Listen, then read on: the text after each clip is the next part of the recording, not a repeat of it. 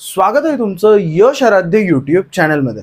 जेव्हा मी इंजिनिअरिंग करायचं ठरवलं होतं किंवा माझ्या फॅमिलीने मला इंजिनिअरिंग करवायची आहे हे ठरवलं होतं, तेव्हा सगळ्यात महत्त्वाचा मुद्दा आमच्या घरी जो डिस्कशनचा होता तो म्हणजे लातूरमध्ये इंजिनिअरिंग करायची, मी प्रॉपर लातूरचा आहे, की पुणे किंवा मुंबईमध्ये इंजिनिअरिंगला पाठवायचं।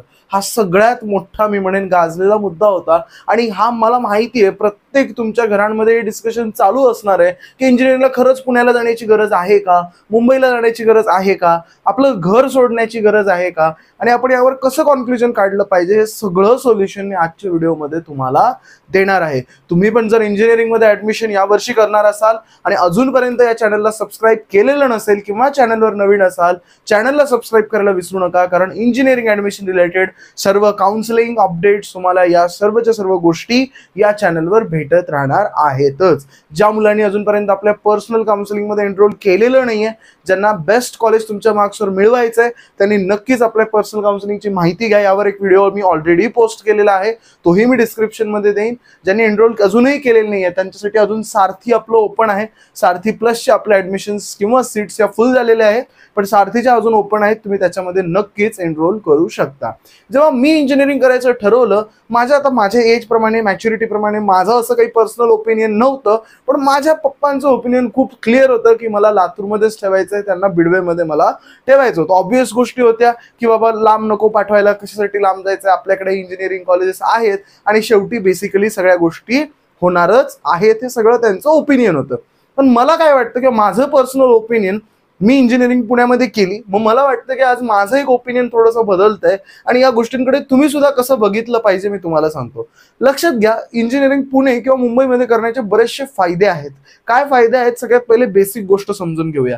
लक्षात घ्या, इंटरनॅशनल कंपनीज असतात, ठीक आहे। आता जसं म्हणूया आपण गुगल आहे किंवा मायक्रोसॉफ्ट आहे किंवा नेटफ्लिक्स आहे, काय भारताच्या कंपनीज आहेत का? नाही। आणि आजकाल आपण जे जॉब्स बघतोय, हे IT जॉब्स बघतोय, त्यात मोस्ट ऑफ दी कंपनीज ह्या दुसऱ्या देशाच्या पण असतातच, ठीक आहे। किंवा ज्या मोठ्या मोठ्या कंपनीज आहेत, ज्या इंटरनॅशनल कंपनी आहेत किंवा नॅशनल लेवलच्या कंपनीज आहेत, आपण ते म्हणूया, समजा त्यांना हायरिंग करायची किंवा त्यांना प्लेसमेंट मिळवायचंय, मग काय करतील रे ते कंपनीज? मला विचार करा, ते पहिले महाराष्ट्र बघतील की बाबा आम्हाला पहिले भारतामध्ये जायचं, तर पहिले आम्ही पुण्यामध्ये जाऊ, मुंबईमध्ये जाऊ, हैदराबादमध्ये जाऊ, बेंगलोरमध्ये जाऊ किंवा वेगवेगळ्या पुण्याच्या किंवा इंडियाच्या टॉप सिटीजमध्ये जाऊ, बरोबर आहे का? ते डिरेक्टली उठतील आणि ते निघून जातील नगरला, लातूरला, निलंग्याला किंवा कुठल्या तरी गावाला असं जातील? नाही। जे टॉप कंपनीज आहेत, तुम्ही विचार करा, तुम्ही एखाद्या दुसऱ्या देशामध्ये फिरायला जायचं ठरवलं तर तुम्ही गावामध्ये जाल का फिरायला? तुम्ही तिथल्या गाव खेडं बघाल का? तुम्ही तिथली शहरं बघाल? तसंच असतं जेव्हा कंपनीज हायरिंगला येतात, मोठ्या मोठ्या कंपनीज हायरिंगचा विचार करतात, ते तेव्हा भारताच्या चांगल्या चांगल्या लोकेशन्स पहिले बघतात, बरोबर आहे। मग त्याच्यामध्ये नक्कीच पुणे आणि मुंबई या सिटीज त्याच्यामध्ये नाव असणारच आहे।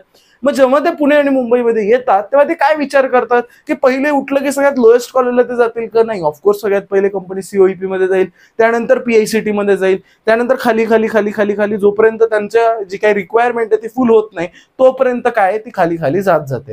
त्याच्यामुळे काय होतं की पुण्याचं एखादं ॲव्हरेज कॉलेज जरी असेल तरी सुद्धा नंबर ऑफ प्लेसमेंट्स किंवा नंबर ऑफ ऑपॉर्च्युनिटीज ह्या कम्पॅरेटिव्हली आपल्या गावाकडे वगैरे पेक्षा आपल्याला जास्त मिळत असतात। आता ही गोष्टीची काळजी घेतली पाहिजे की लक्षात घ्या, पुण्यामध्ये इतके इंजिनिअरिंग कॉलेजेस आहेत, मी म्हणेन 100+ इंजिनिअरिंग कॉलेजेस आहेत, पण प्रत्येक इंजिनिअरिंग कॉलेज हे चांगलं आहे अशातला भाग नाहीये, ठीक आहे। त्यातली काही निवडक कॉलेज आहेत, मी म्हणेन 20 ते 30% कॉलेजेस आहेत जिथे तुम्ही बाहेरून येऊन ऍडमिशन घेण्यासारखी कॉलेजेस आहेत, नाही तर तुम्ही गावाकडे ऍडमिशन घेतलं तरी चालतं। म्हणून सगळ्यात पहिली गोष्ट काय, नंबर ऑफ ऑपॉर्च्युनिटीज किंवा प्लेसमेंटच्या दृष्टिकोनातून पुणे किंवा मुंबईमध्ये येणं कधीही चांगलं, कधीही बेस्टच।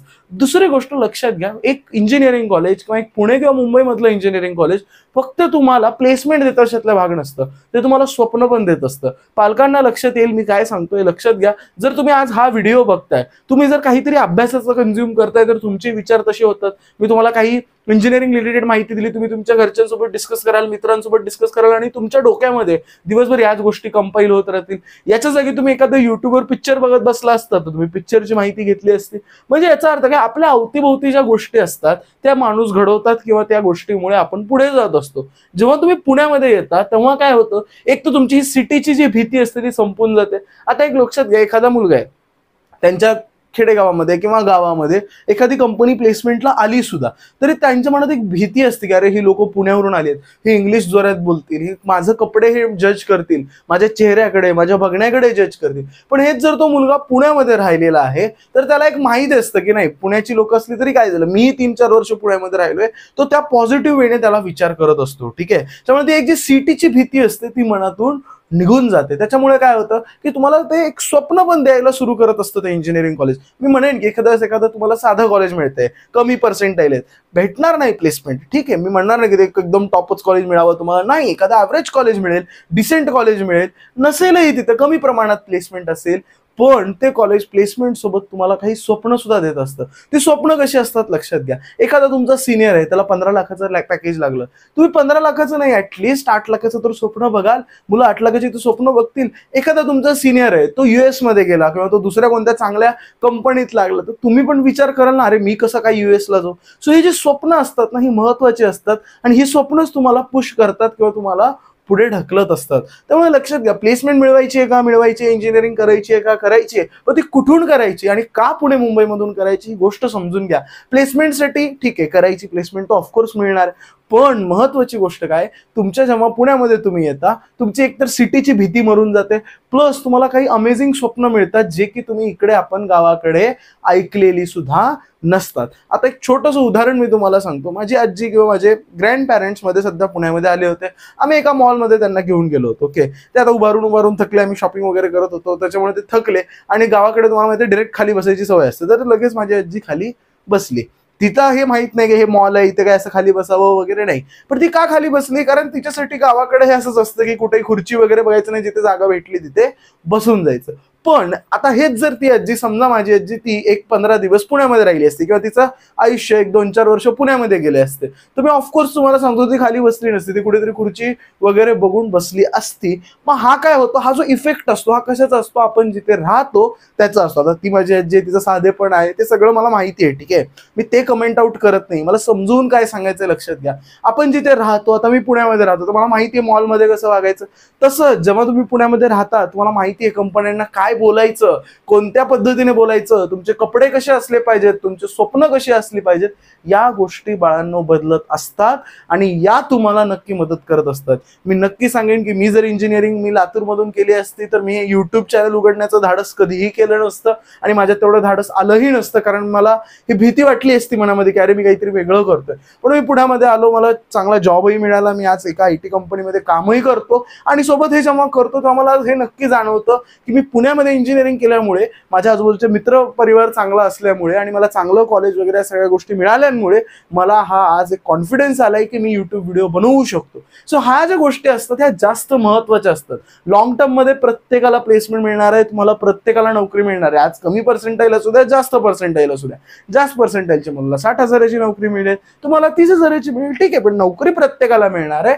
पण महत्वाची गोष्ट की आपण स्वतःला कसं बिल्ड करतो. मग आता दादा हे सगळं खरं आहे, मला समजतंय, पण मला पैशाची अडचण आहे. एक गोष्ट लक्षात घ्या, हा पार्ट पूर्णपणे वेगळा होता.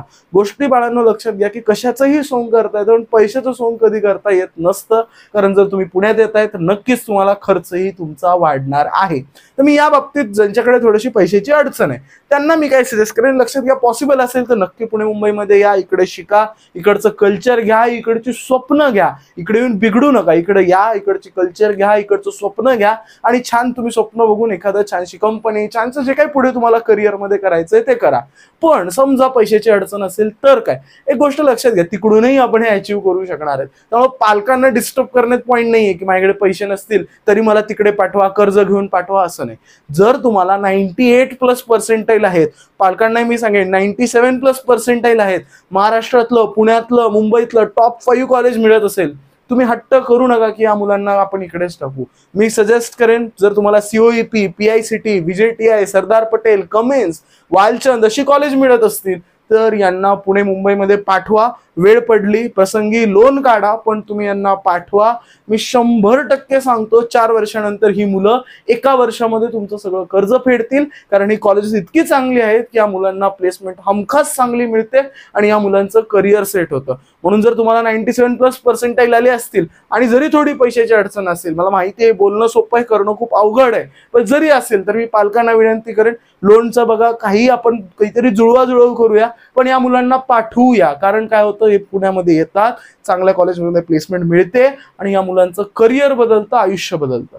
आता राहिला विषय, दादा माझी पैशाची थोडीशी अडचण आहे किंवा पालकांची पैशाची अडचण आहे आणि बाबा नाही पाठवू शकत आम्ही आणि पर्सेंट पण कमी आहे, मग त्या केसमध्ये काही प्रॉब्लेम नाहीये. तुम्ही तुमच्या गावा ठिकाणी तिकडचं जे कोणतं चांगलं कॉलेज असेल तिकडेही तुम्ही कंटिन्यू केलं तर चालणार आहे. पण तिकडे कंटिन्यू करताना इकडे पुण्याची मुलं, मुंबईची मुलं काय करतायत, तिकडे काय चालू आहे, आपण आपल्या स्वतःला इम्प्रूव्ह करणं तेवढंच गरजेचं आहे. त्यामुळे ओव्हरऑल मी सगळ्या गोष्टी तुम्हाला सांगितल्यात. आय होप हा व्हिडिओ तुमच्या मनापर्यंत पोहोचला असेल. मला काय समजून सांगायचं हे तुमच्या लक्षात आलं असेल. ओव्हरऑल मला हेच सांगायचं की पुणे, मुंबई या ज्या सिटीज असतात हे तुम्हाला प्लेसमेंट तर देतीलच, जर तुम्ही चांगल्या कॉलेजमध्ये गेलात तर मिळणारच आहे. पण त्यासोबत तुम्हाला एक छोटंसं स्वप्न सुद्धा ते देत असतात, तुम्हाला थोडेसे गोल्स ते देत असतात. कारण मी तुम्हाला सांगू, आता एखादा गावाकडचा मुलगा आहे, त्याची गावाकडची मुलं आहेत, त्यांना माहिती आहे आता सध्या त्यांच्या डोक्यात एकच चालू आहे, कसं तरी करून पुणे किंवा मुंबईमधले एक इंजिनिअरिंग कॉलेज घ्यायचं आणि घरातून बाहेर पडायचं. ठीक आहे, चांगलं स्वप्न आहे, तुम्हाला बाहेर यायचं. पुण्याच्या मुलांचं स्वप्न काय असेल माहिती आहे, त्यांना हैदराबादला जायचं, त्यांना चेन्नईला जायचंय किंवा मुंबईला जायचंय. मुंबईच्या मुलांचं स्वप्न काय, मला US ला जायचंय. सो जेव्हा तुम्ही एक लेवल अपग्रेड होता, तुमची स्वप्न सुद्धा त्याप्रमाणे अपग्रेड होतात. आणि माझी इच्छा आहे की तुम्ही अशा गोष्टींमध्ये राहावं. ठीक आहे, कमी मार्क्स आले असतील काही प्रॉब्लेम नाहीये, इथून पुढे व्यवस्थित करा, चांगली स्वप्न बघा, चांगल्या लोकांमध्ये राहा, बाकीच्या वाईट गोष्टींमध्ये लागू नका. व्यवस्थित तुमचं करिअर घडणार आहे आणि व्यवस्थित तुम्हाला चांगलं कॉलेज आणि व्यवस्थित तुमचं आयुष्य राहणार आहेच. आय होप हा तुम्हाला व्हिडिओ आवडला असेल. व्हिडिओ कसा वाटला नक्की कमेंट सेक्शनमध्ये कळवायला विसरू नका. मी पॅरेंट्सना, स्टुडंट्सना दरवेळेस जसं रिक्वेस्ट करतो, कमेंट सेक्शनमध्ये ॲटलिस्ट थम्सअप देत चला. कारण काय होतं, तुमचं नावही मला कळतं आणि तुमच्या भावनाही माझ्यापर्यंत पोहोचतात. थँक्यू लिहिता आलं तर चांगलीच गोष्ट, पण समजा नसेल टाईप होत, बरेचसे मी बघतो, मला माहिती आहे गावाकडची पालक आहेत, नाही टाईप करतायत, काही प्रॉब्लेम. जसं व्हॉट्सअपला थम्सअप देतो तसं खाली कमेंट सेक्शनमध्ये थम्सअप टाका, ते सुद्धा माझ्यापर्यंत पोहोचणार आहे आणि त्याचा आनंद मला नक्कीच असतो. आय होप हा व्हिडिओ आवडला असेल. नक्कीच ज्या मुलांना आपल्याकडे एनरोल करायचे त्यांनी लवकरात लवकर एनरोल करून घ्या, कारण आमचे सेशन्स आता सुरू होत आहेत. त्यामुळे तुम्ही पण या सगळ्या गोष्टींमध्ये याल आणि आपण बेस्ट कॉलेज तुमच्या पर्सेंटाईलवर मिळवण्याचा नक्की प्रयत्न करूया. भेटूया आपण नेक्स्ट